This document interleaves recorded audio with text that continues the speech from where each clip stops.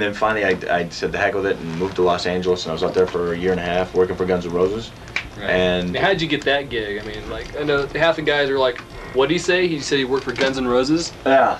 How'd you pull that off? Well, I was working for, after I left here, I worked for Skid Row for a little bit. A friend of mine was their tour manager.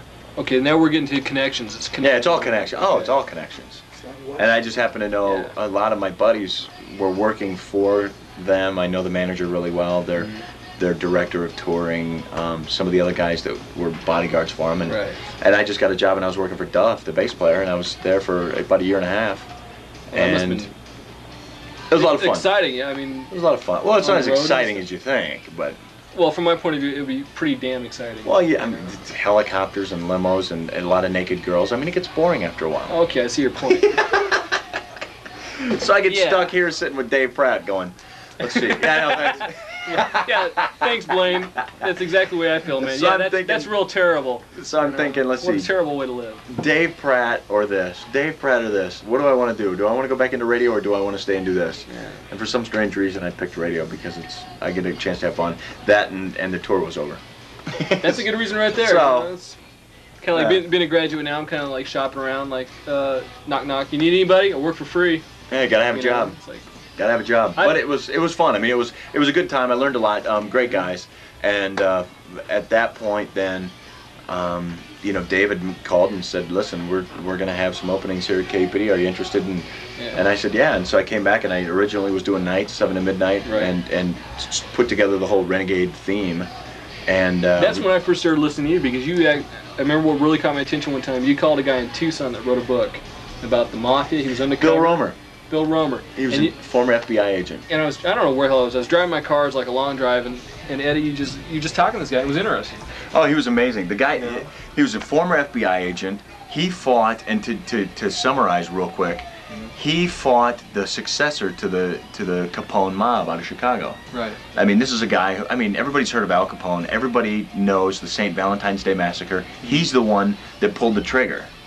And now this guy, in fact, he's still alive. This guy, his name is Tony Accardo, still lives in Palm Springs. Okay. And this guy, Bill Romer, who wrote the book, is down in Tucson. And, you know, he talked about his battles with the FBI. And I'm a big mafia buff. Right. And so it to me was really interesting. And plus, I would think that to a lot of the listeners, just the mafia in general, or, you know, an FBI agent, you know, just being able to hear a couple of questions or something from the inside would be kind of cool. So, you know, I got a chance to talk to him, and the thing that's been really cool is I've had a lot of chances to meet a lot of stars and a lot of people doing this. I mean, I talked to Peter Criss on the phone the other day, and it was great. I mean, he was wonderful. So.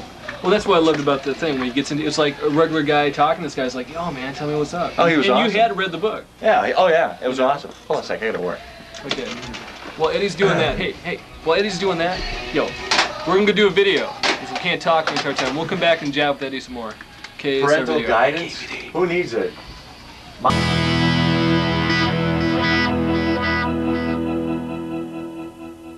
Oh, there's the Hawkeyes right there, baby.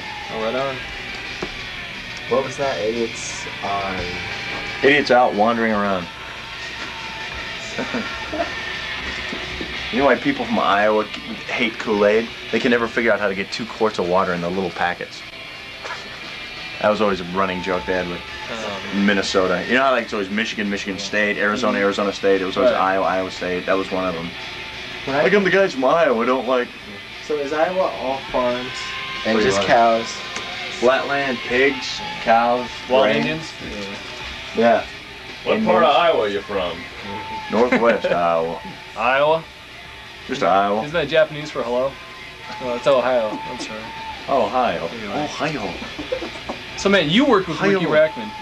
I worked with Ricky Rackman. Did he work for GNR? No, Ricky never did. No. Okay. You kidding me? Ricky was lucky to have a job. He's such a scumbag. Oh hey, it's 98K UPD. I was talking about management here. 98K UPD Tempe, Phoenix. It's Arizona's Renegade radio. No, Ricky.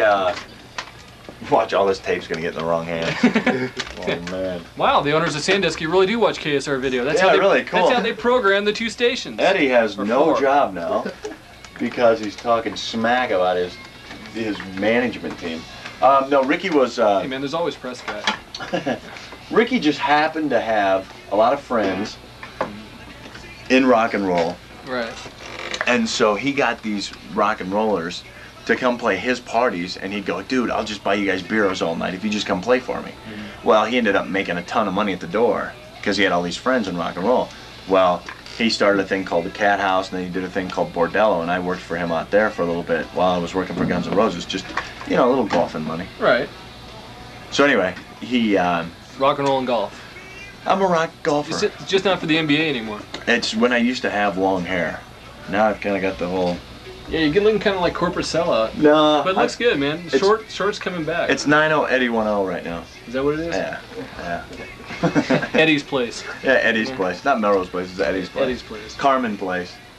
So, but no, Ricky's a geek. Pretty much. He's a geek. Yeah. Well, I wasn't going to say that, but I agree with you on that because I did get to meet Rackman once at a Suicidal Aussie show. Very unimpressive. Years ago. And it was one of the station girls. She was a model. I don't know how we get all these models that end up working at our station. Wow. But it's blonde, long legs, nice everything, and of course Ricky was just like, What's "So, how you doing?" Yeah, of course. You know? I was like, "Hey, come on! I mean, want to meet the Suicidal guys? Hey, you're there." You know. That's Ricky. He's a scumbag. Yeah. He's a scumbag. Well, I never met him, but I think he sucks too. Thanks, Blaine. Yeah.